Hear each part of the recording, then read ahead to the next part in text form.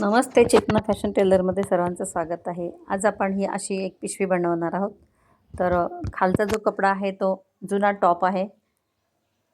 तर आपण त्याचा उपयोग करणार आहोत टाकाऊपासून टिकाऊ म्हणून. तर हे पुढचा भाग हा गळ्याचा आहे,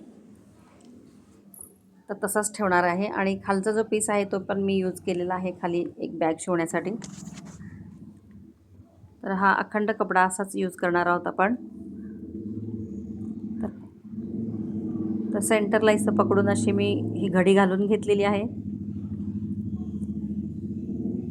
पाहू शकता. आपण याला फोम अस्तर काहीच यूज करणार नाही आहोत. तर हा कपडा इथे आपल्याला असा सरळ करून घ्यायचा आहे, एकावर एक व्यवस्थित ठेवून घ्यायचा आहे. खालची जी घडी आहे ती बॅक साईडची आहे आणि वर आहे ती फ्रंट साईड आहे. तर जी घडी आहे ती मी माझ्या साईडनं करून घेते. घडीची बाजू मी माझ्या साईडला घेतलेली आहे. इथे मार्किंग करून घ्यायचं आहे, एकसारखा करून घ्यायचा आहे कपडा. आणि जसं मार्किंग केलं तसा हा कपडा आपल्याला इथे कट करायचा आहे.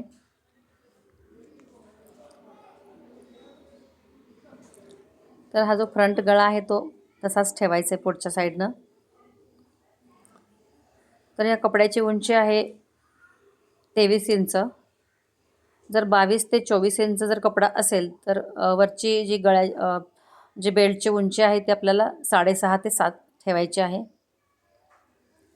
आणि समजा 20 ते 22 इंच उंची असेल बॅगची, तर गळा हा वरचा बेल्ट जो आहे तो आपल्याला 6 ठेवायचा आहे, 6 ते 6.5. तर याची उंची 23 असल्यामुळं मी इथे 6.5 ठेवते आहे.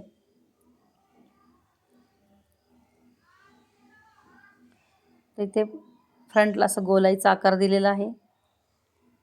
त्यानंतर इकडे अशा पद्धतीने आकार देऊन घेतलेला आहे. आता आपला हा कपडा कट करून घ्यायचा आहे, जसा शेप दिला आहे त्या पद्धतीनं. तर इथं मार्किंगच्या एकदम खाली 1 इंच एक्स्ट्रा झालेला आहे.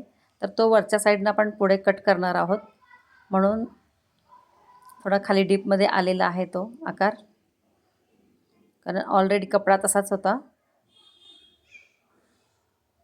तर खाली जो वाढवलेला जे माप आहे ते आपण वरच्या साईडनं पुढे कटिंग करून घेणार आहोत.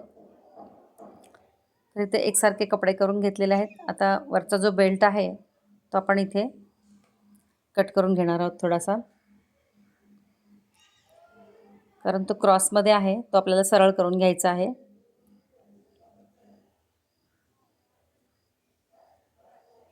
तर इथे कटिंगमध्ये आपलं 1 इंच कट झालेलं आहे. त्यामुळे हे साईडचं माप जे आहे आपल्याला कट झालेलं तो एकदम परफेक्ट आहे. तर ही वरची जी साईड आहे ती सुलट आहे. तर सुलट बाजूनी दोन्ही पीस असे जोडून घेतलेले आहेत आणि इथे आपल्याला स्टिच करायचं आहे.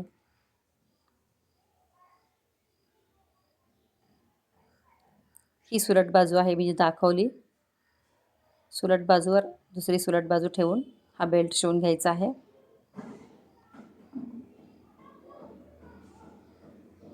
यानंतर ही वरची साईड मी जी दाखवते आहे त्या पद्धतीनं आपल्याला इथे बारीकसा असा दुमडून शिवायचा आहे, रोलमध्ये बारीक असा.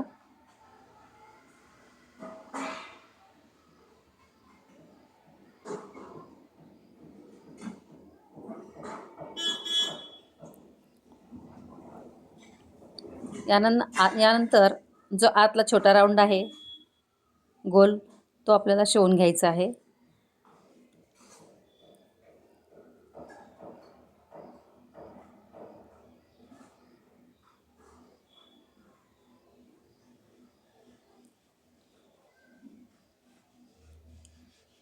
खूप छान अशी ही बॅग बनते.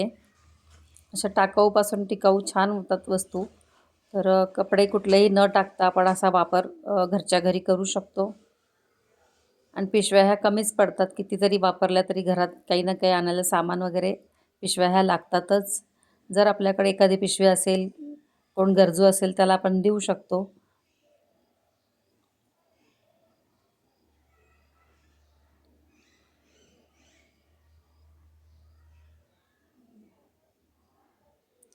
तर बघा इथे जसा शिवला असा तसाच दुसराही पीस आपल्याला अशाच पद्धतीनं शिवून घ्यायचं आहे.